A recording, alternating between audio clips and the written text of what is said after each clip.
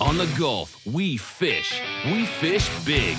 And whether in Alabama, Florida, Louisiana, Mississippi, or Texas, we reel it in every day to bring America and the world the freshest catch on the coast.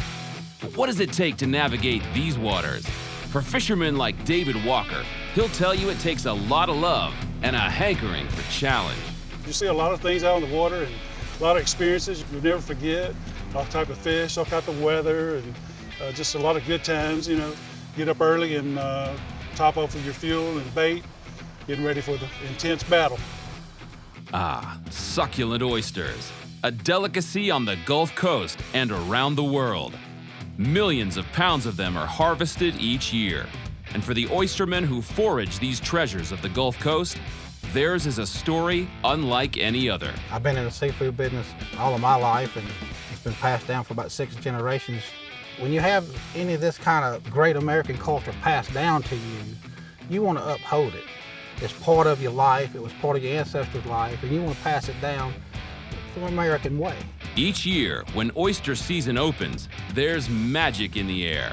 Oysterman James Morris sets a course and a hefty goal of harvesting an abundance of oysters to support his family and his business.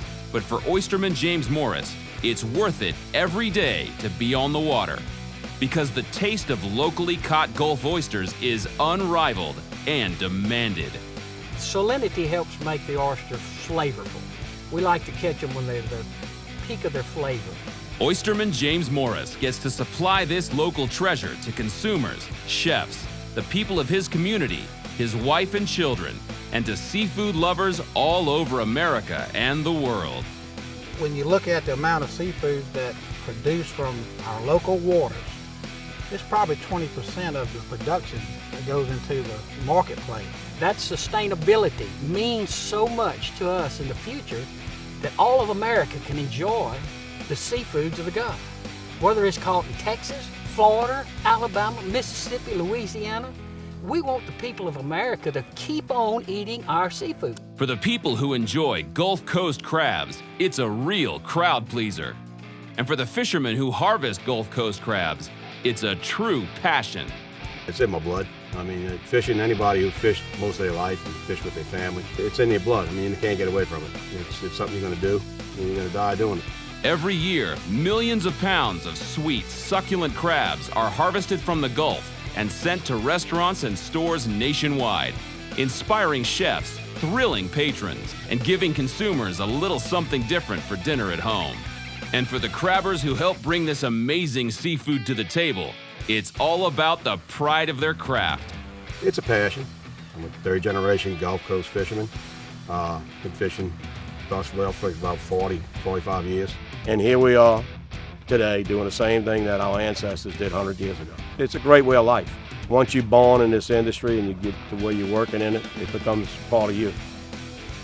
On America's Gulf Coast, millions of dollars and jobs are at stake each year. And for the shrimpers who call the Gulf states home, the stakes are high. You know, shrimping is not the easiest job, but it's a way of life here. We have all these resources that are available for us, and it's a great way of making a living. Even though it's difficult, I mean, it's part of our heritage and our tradition, and, you know, I mean, we utilize what we have here to make a living and to eat from also. Every day, shrimper Lance Nacio puts it on the line for his business, his family, his way of life. When I'm on the water, I feel free, and I feel like I have my own destiny. I have my destiny in my own hands. You know, it all depends on the choices I make, you know, on what we produce.